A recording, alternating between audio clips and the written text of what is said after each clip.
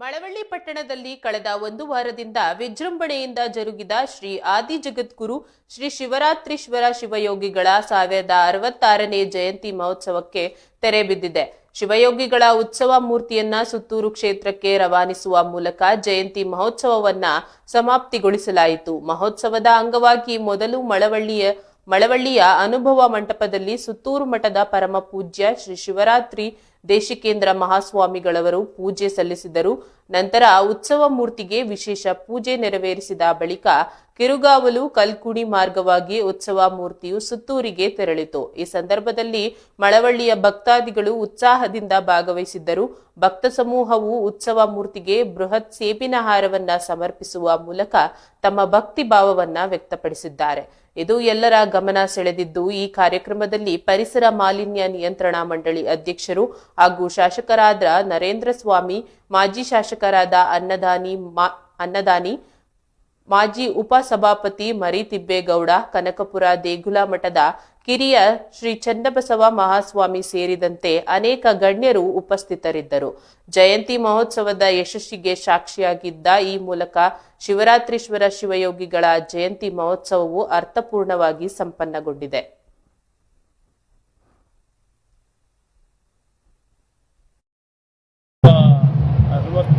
ಜಯಂತಿ ಮಹೋತ್ಸವ ಮಳವಳ್ಳಿ ಪಟ್ಟಣದಲ್ಲಿ ನಡೀತಿರುವಂತಹದ್ದು ತುಂಬ ಸಂತೋಷವಾಗಿದೆ. ಕಳೆದ ಒಂದು ವಾರಗಳಿಂದ ಜಯಂತಿ ಮಹೋತ್ಸವ ಅತ್ಯಂತ ಯಶಸ್ವಿಯಾಗಿ ಜರುಗಿರುವಂತಹದ್ದು ಎಲ್ಲರಿಗೂ ಗೊತ್ತಿರುವಂತಹದ್ದು.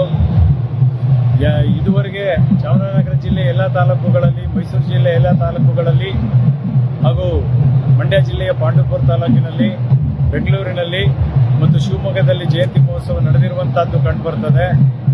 ಹೀಗೆ ಈ ನಡೆದಿರುವಂಥ ಎಲ್ಲ ಜಯಂತಿ ಮಹೋತ್ಸವಕ್ಕಿಂತ ನಮ್ಮ ಪ್ರಪ್ರಥಮ ಬಾರಿಗೆ ರಾಷ್ಟ್ರಪತಿಗಳು, ಭಾರತದ ರಾಷ್ಟ್ರಪತಿಗಳಾದಂತಹ ದ್ರೌಪದಿ ಮುರ್ಮು ಅವರು ಪ್ರಥಮ ಬಾರಿಗೆ ಜಯಂತಿ ಮಹೋತ್ಸವದಲ್ಲಿ ಪಾಲ್ಗೊಂಡಿರುವಂತಹದ್ದು ಕಂಡುಬರ್ತದೆ.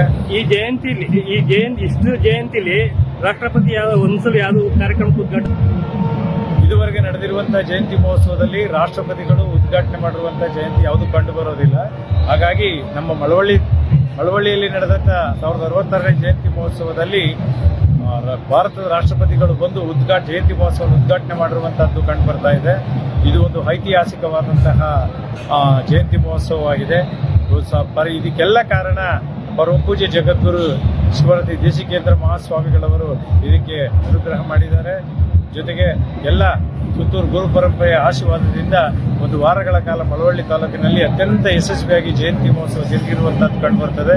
ಇದಕ್ಕೆಲ್ಲ ಕಾರಣ ನಮ್ಮ ಕನಕಪುರದ ಶ್ರೀಗಳು, ಹಿರಿಯ ಶ್ರೀಗಳು, ಕಿರಿಯ ಶ್ರೀಗಳು ಹಾಗೂ ನಮ್ಮ ಮಳವಳ್ಳಿ ತಾಲೂಕಿನ ಎಲ್ಲ ಮುಖಂಡರುಗಳು, ಎಲ್ಲ ಪಕ್ಷ ಅತ್ಯಂತ ಯಶಸ್ವಿಯಾಗಿ ಮಳವಳ್ಳಿಯಲ್ಲಿ ಒಂದು ವಾರಗಳ ಕಾಲ ಜಯಂತಿ ಮಹೋತ್ಸವ ಯಶಸ್ವಿಯಾಗಿರುವಂತಹದ್ದು ಕಂಡುಬರುತ್ತದೆ.